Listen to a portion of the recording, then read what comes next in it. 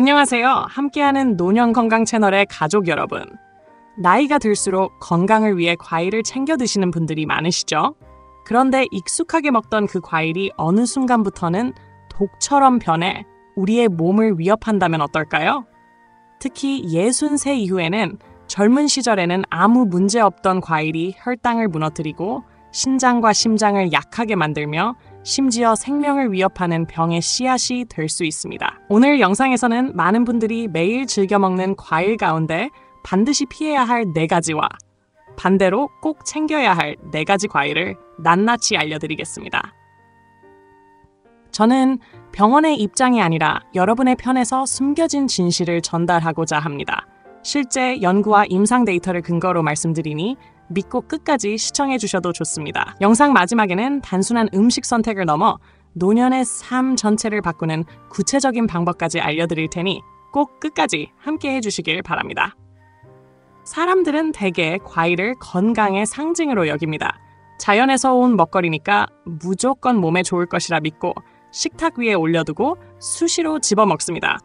하지만 60세 이후의 몸은 젊은 시절의 몸과 다르게 작동하며 같은 과일이라도 이 나이대에선 이점과 위험이 동시에 커집니다. 나이가 들면 기초대사와 에너지 전환 능력이 점차 낮아지고 혈당을 조절하는 민감도와 장기들의 여유 용량이 줄어듭니다. 그 결과 평생 익숙했던 간식이 혈당을 빠르게 흔들거나 전해질 균형에 부담을 주거나 소화기관과 배설기관에 불필요한 과부하를 줄 수 있습니다.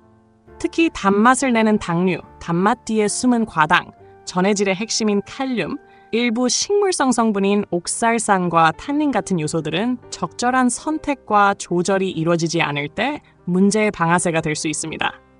여기서 중요한 포인트는 과일 자체를 선악으로 나누는 태도가 아니라 나이에 따른 몸의 조건 변화와 과일의 성분 특성을 냉정하게 대조해보는 태도입니다. 자연산이라는 꼬리표가 안전성을 보증하지 않듯 의학적 맥락 없이 반복되는 입소문과 자극적인 조언 또한 신뢰의 근거가 될 수 없습니다. 우리는 공포 마케팅을 하려는 것도 기존 습관을 무조건 부정하려는 것도 아닙니다. 목적은 단순합니다. 60세 이후의 몸이 실제로 필요로 하는 것과 피해야 할 것을 구분하고 대체 가능한 선택지를 마련하여 불필요한 위험은 낮추고 예상 가능한 이점은 키우는 것입니다. 이를 위해서는 몇 가지 상식부터 바로 잡아야 합니다. 단맛이 강하다는 이유만으로 모두 나쁘지도 않고 비타민이 풍부하다는 이유만으로 모두 안전하지도 않습니다. 같은 과일이라도 품종과 숙성도, 섭취 방식과 양, 먹는 사람의 약물 복용 여부와 기저질환 유무에 따라 결과는 달라집니다. 그러니 이 안내는 하나의 절대 진리가 아니라 몸의 변화를 전제로 한 합리적 선택의 기준으로 읽히길 바랍니다. 이어질 내용은 불필요한 공포를 키우지 않으면서도 현실적인 리스크를 숨기지 않습니다.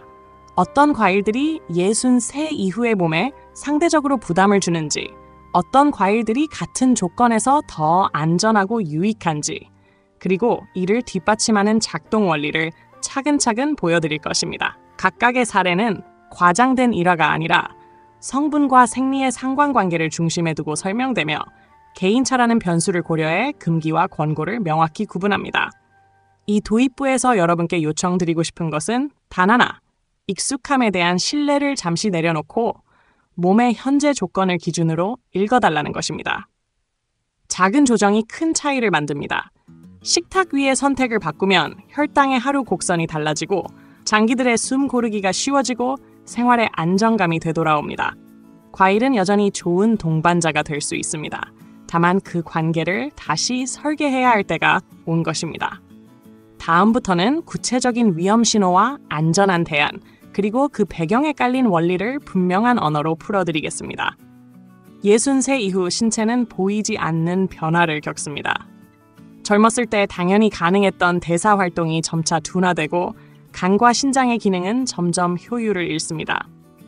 과당은 젊은 시기에는 곧바로 에너지로 전환되지만 나이가 들면 지방으로 저장되며 혈당을 빠르게 흔들어 당뇨병 위험을 높입니다. 칼륨은 신장에서 걸러 배출되어야 하지만 기능이 저하된 몸에서는 체내에 쌓여 심장 박동을 불규칙하게 만들고 심한 경우 치명적인 부정맥을 초래합니다. 옥살산은 칼슘과 결합해 신장 결석을 만들고 타닌은 위산 분비가 줄어든 상태에서 덩어리로 굳어 위석을 형성합니다.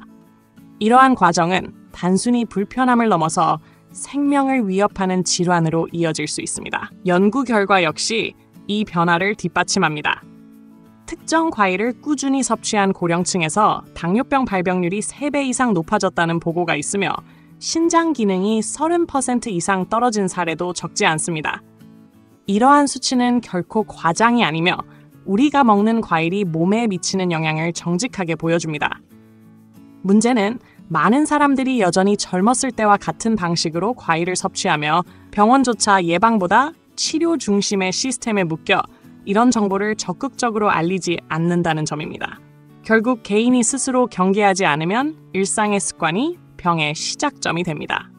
이렇듯 과일을 둘러싼 과학적 맥락은 단순히 비타민과 미네랄을 얻는 차원을 넘어섭니다.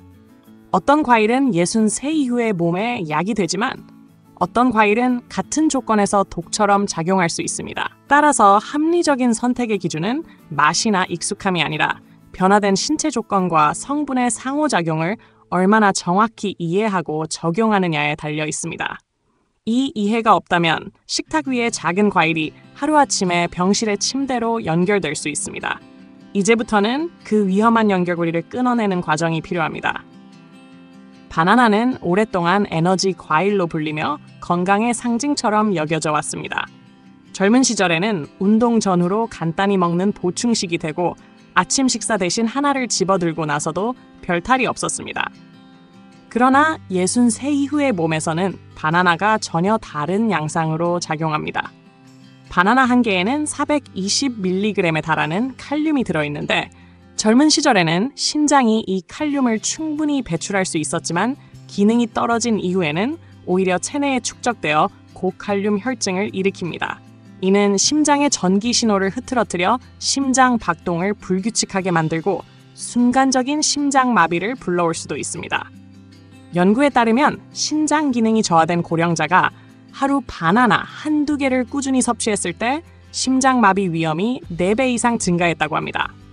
더 무서운 점은 이 증상이 서서히 나타나는 것이 아니라 갑작스러운 흉통과 함께 쓰러지는 방식으로 발현된다는 것입니다. 바나나의 당분도 문제입니다. 바나나 한 개의 당분은 설탕 몇 숟가락과 맞먹으며 63 이후 인슐린 저항성이 높아진 몸에선 혈당을 순식간에 200 이상으로 치솟게 합니다. 특히 공복 상태에서 바나나를 먹을 경우 이런 급격한 혈당 상승은 혈관을 손상시키고 당뇨, 합병증을 앞당깁니다. 또한 바나나는 포타슘은 풍부하지만 마그네슘은 부족하여 미네랄 균형을 깨뜨립니다. 그 결과 근육경련, 피로감, 심지어 우울감까지 유발할 수 있습니다. 나이가 들어서 이미 근육량이 줄고 신경계 반응이 둔해진 상태에서 이런 불균형은 일상적인 활동에도 큰 지장을 줍니다. 더 나아가 바나나에는 혈관을 수축시키는 성분이 포함되어 있어 혈관이 이미 굳어진 고령자에게는 혈압을 높이고 뇌졸중 위험을 키우는 원인으로 작용할 수 있습니다. 실제로 고혈압 환자가 바나나를 섭취한 직후 응급실로 실려간 사례도 보고된 바 있습니다.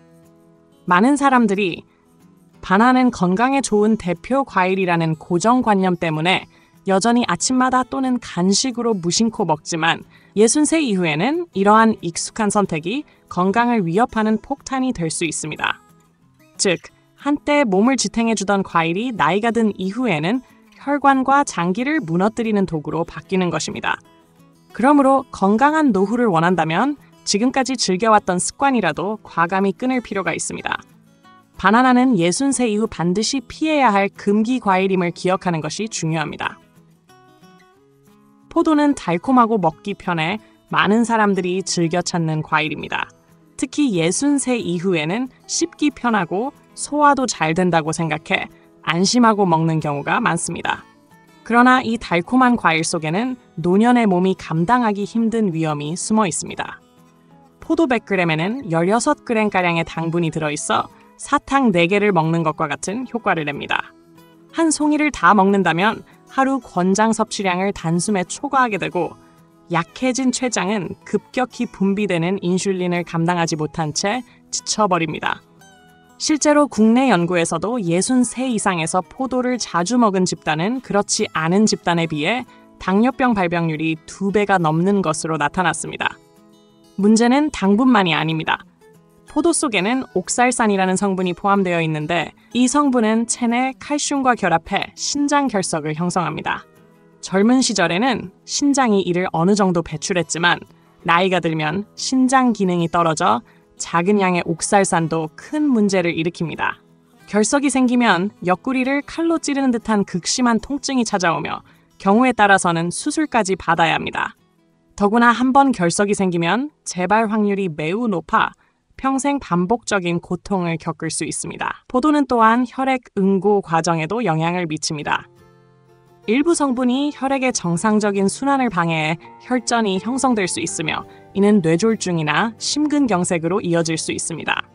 특히 혈액 희석제나 혈압약을 복용하는 노년층이 포도를 자주 먹을 경우 약물과의 상호작용으로 예기치 못한 부작용이 발생할 수 있습니다.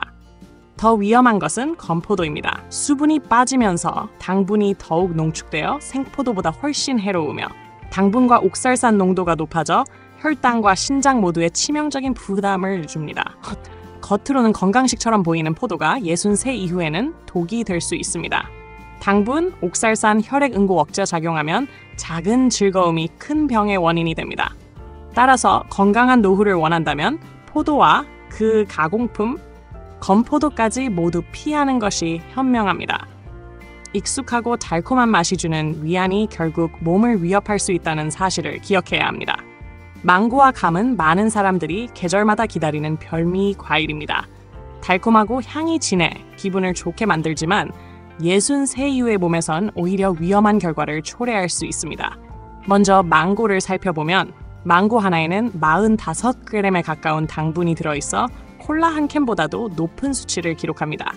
게다가 혈당 지수 역시 80에 달해 백미밥보다도 높습니다.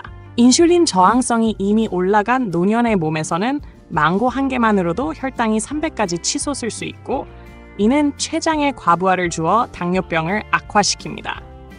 더욱이 망고에는 우르시올이라는 성분이 포함되어 있는데 이는 팩과 같은 계열의 알레르기 유발 물질입니다. 젊은 시절에는 문제없이 넘어갔더라도 면역력이 약해진 상태에서는 입술이 붓고 피부 발진이 생기며 심하면 호흡 곤란까지 유발해 응급실에 실려가는 사례도 적지 않습니다. 또한 망고는 소화가 까다로운 과일이라 위산 분비가 줄어든 상태에서 공복에 먹으면 복통과 설사를 일으키고 높은 칼로리로 인해 복부 비만을 촉진하여 성인병 위험을 키웁니다. 감은 우리나라 가을의 대표 과일로 사랑받지만 63 이후에는 특히 조심해야 합니다. 감 속에 다량 들어있는 탄닌 성분은 위산 분비가 줄어든 상태에서 소화되지 못한 음식물과 뭉쳐 위석을 형성합니다. 위석이 생기면 돌덩어리처럼 굳어져 극심한 복통, 구토, 만성 소화 불량을 일으키고 심한 경우 장폐색으로 이어져 응급 수술까지 필요할 수 있습니다. 실제 연구에서도 63 이상 위석 환자의 상당수가 감을 즐겨 먹은 것으로 나타났습니다. 감 역시 당분 함량이 높아 단감 하나에 25g의 당분이 들어있으며 곶감은 수분이 빠지면서 당분과 탄닌이 농축돼 생감보다 훨씬 더 위험합니다. 또한 감의 과도한 베타카로틴은 간 기능이 떨어진 상태에서 축적되어 피부가 노랗게 변하는 카로틴 혈증을 불러올 수 있습니다. 변비 또한 감의 대표적인 부작용인데 탄닌이 장 운동을 억제해 이미 느려진 장 기능을 더욱 약화시킵니다. 망고와 감은 젊은 시절에 달콤한 보상이 될 수 있지만 노년기에는 심장과 췌장, 위와 장을 동시에 위협하는 독으로 변할 수 있습니다. 따라서 63 이후 건강한 노후를 원한다면 이 두 가지 과일은 미련 없이 끊는 것이 필요합니다. 달콤한 유혹 뒤에 숨은 치명적인 대가를 피하는 것이야말로 현명한 선택입니다. 63 이후에도 과일을 완전히 끊을 필요는 없습니다. 오히려 몸에 맞는 과일을 올바르게 선택하면 노화를 늦추고 뇌와 혈관을 지키는 강력한 무기가 됩니다. 그중 첫 번째로 권장되는 것은 블루베리입니다.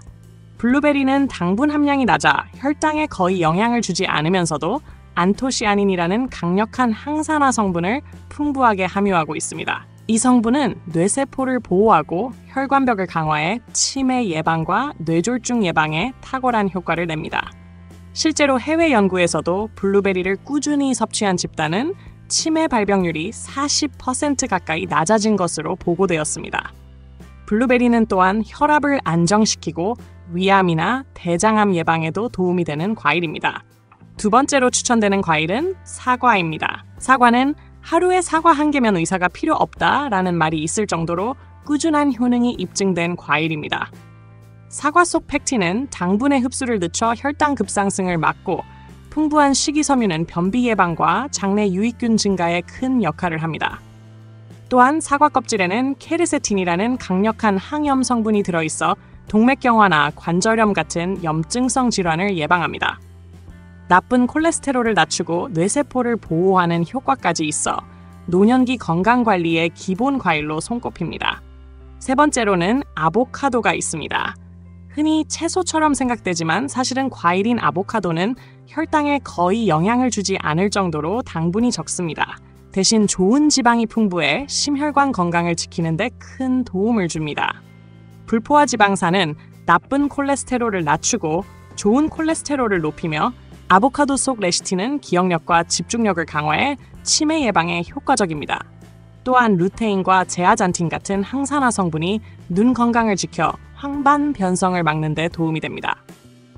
마지막으로 권장되는 과일은 토마토입니다. 토마토의 가장 큰 강점은 라이코펜이라는 강력한 항산화 성분입니다. 라이코펜은 전립선암, 유방암, 위암 등 다양한 암 발생 위험을 낮추는 것으로 잘 알려져 있으며 동맥경화를 예방하고 혈관을 유연하게 만들어 뇌졸중과 심근경색 위험을 줄여줍니다. 당분 함량이 낮아 당뇨 환자도 안전하게 먹을 수 있고 칼륨 역시 적절히 들어있어 혈압 조절에도 유리합니다. 토마토는 생으로 먹어도 좋고 가열하면 라이코펜 흡수율이 더 높아져 소스나 수프로 섭취하는 것도 좋은 방법입니다. 이 네 가지 과일은 단순히 달콤한 간식을 넘어 63 이후의 몸을 지켜주는 방패와도 같습니다. 낮은 당분과 풍부한 항산화 성분은 노화를 늦추고 치명적인 질환을 예방하며 뇌와 심혈관, 면역력을 동시에 강화해줍니다. 따라서 노년의 과일 선택은 금기 과일을 피하는 것에서 멈추지 않고 이런 건강한 과일을 매일 조금씩 꾸준히 섭취하는 단계로 이어져야 합니다. 63 이후에는 어떤 과일을 먹느냐, 못지않게 언제, 어떻게 먹느냐가 건강을 지키는 핵심이 됩니다. 우선 섭취 시간부터 살펴보면 아침 공복에 과일을 먹는 것은 매우 위험합니다. 혈당이 안정되지 않은 상태에서 과일을 먹으면 당분이 그대로 흡수되어 혈당이 급격히 치솟게 되기 때문입니다. 가장 좋은 시간은 아침 식사를 마친 뒤 1시간 정도가 지난 시점입니다. 이때는 위와 장이 어느 정도 음식을 받아들인 상태라 당분이 서서히 흡수되어 혈당이 갑자기 오르는 것을 막아줍니다. 또한 저녁 7시 이후에도 과일 섭취는 피하는 것이 좋습니다. 늦은 시간에 먹은 당분은 에너지로 쓰이지 못하고 지방으로 축적되어 복부 비만과 혈관 질환을 촉진할 수 있기 때문입니다. 섭취량 역시 반드시 지켜야 할 원칙입니다. 아무리 좋은 과일이라도 하루 200g을 넘겨서는 안 됩니다. 대략 블루베리 1줌, 사과 반개, 아보카도 반개, 토마토 2개 정도면 충분합니다. 그 이상은 오히려 부담이 되어 혈당과 소화기관에 무리를 줄 수 있습니다. 중요한 것은 양보다 꾸준함입니다.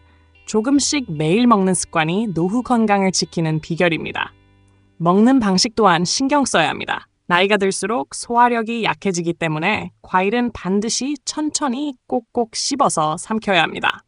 최소 30번 이상 씹는 것을 권장하며 껍질째 먹을 수 있는 과일은 껍질까지 섭취하는 것이 영양 흡수에 도움이 됩니다.